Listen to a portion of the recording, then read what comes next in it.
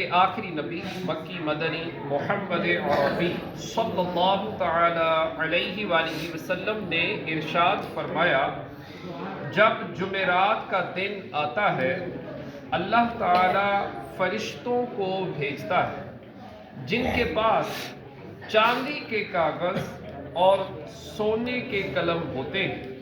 وہ لکھتے ہیں کہ کون یوم جمعرات اور شب جمعہ مجھ پر کثرت سے درود پاک پڑھتا ہے۔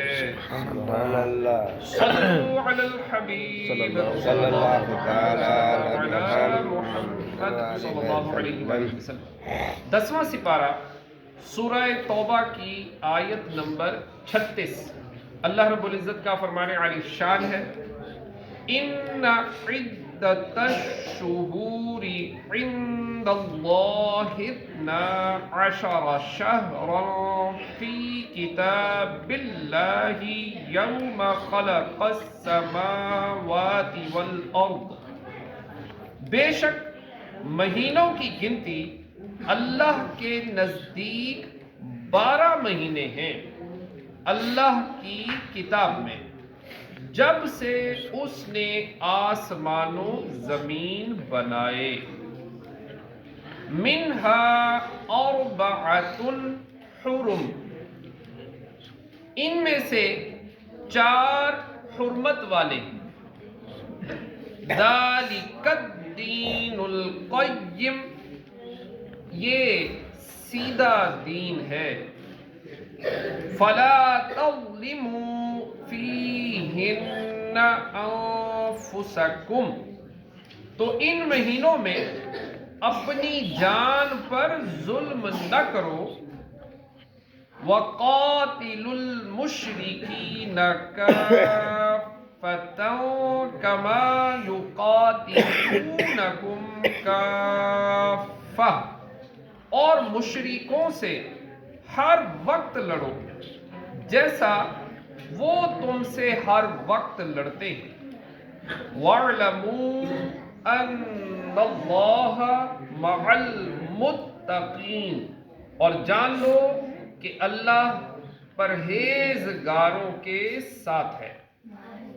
یہاں یہ بیان فرمایا گیا کہ بکثرت احکام شرع کی بنا قمری مہینوں پر ہے جن کا حساب چاند سے ہے، اور اللہ عز و جل کی کتاب سے یا لوح محفوظ مراد ہے یا قرآن، یا وہ حکم جو اس نے اپنے بندوں پر لازم کیا۔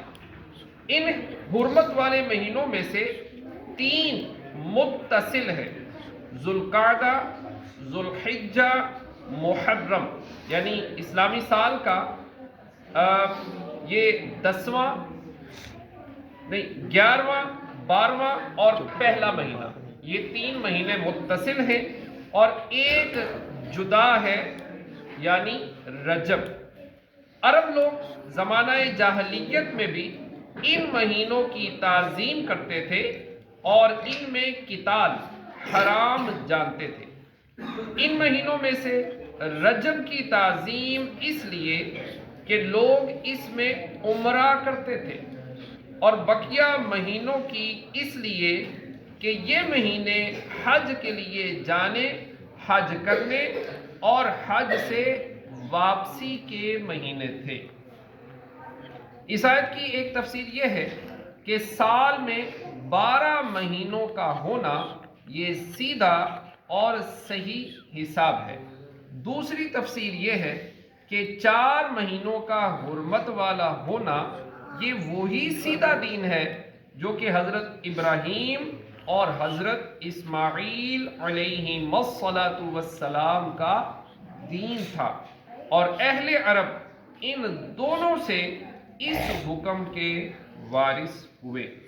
اور مشرکوں سے ہر حال میں لڑو، یعنی مشرک جو تھے وہ جو تم سے لڑتے ہیں اور ان مہینوں کا بھی وہ خیال نہیں کرتے، تو لہٰذا اب ان سے ہر مہینے میں لڑا جائے گا، اگرچہ وہ حرمت والے مہینے ہی کیوں نہ ہو۔